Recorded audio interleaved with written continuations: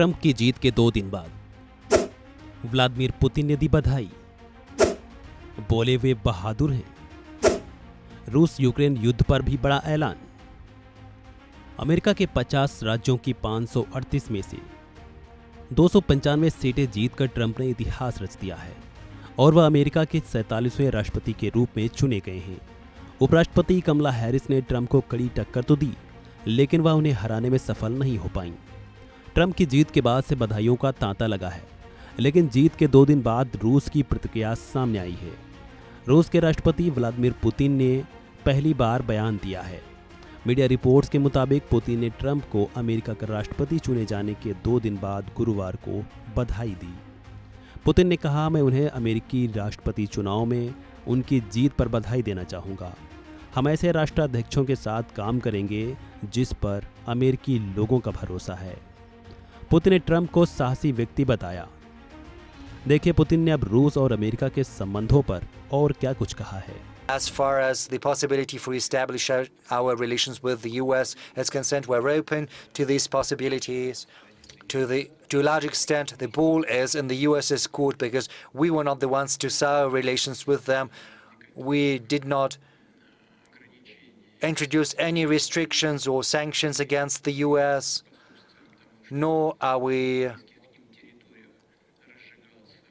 facilitating any armed conflicts in the territories in their proximity. We've never sought anything like that, and I would like to say that we've never done anything like that in practice. We do not quite see why the US seems it has the right to do that, and we are hopeful that at the end they will come to realize that they'd better refrain from doing that, because that's what they should be doing if we do not want any global conflicts. But the president-elect of the US, President Trump, spoke along similar lines, so we'll live and see how it plays out in reality.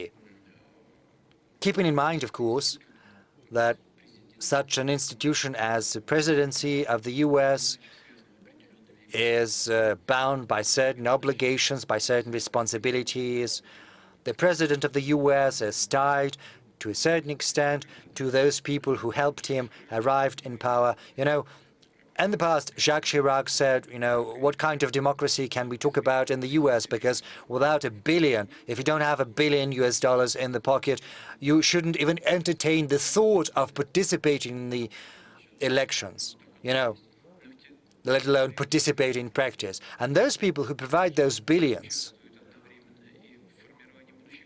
they participate in building the future team. And if they delegate someone, they have a lever for exerting influence upon those people who will be part of that team. So it's important to see whether the president-elect manages to build good relations with this so-called deep state and also build contacts and relations with the voters.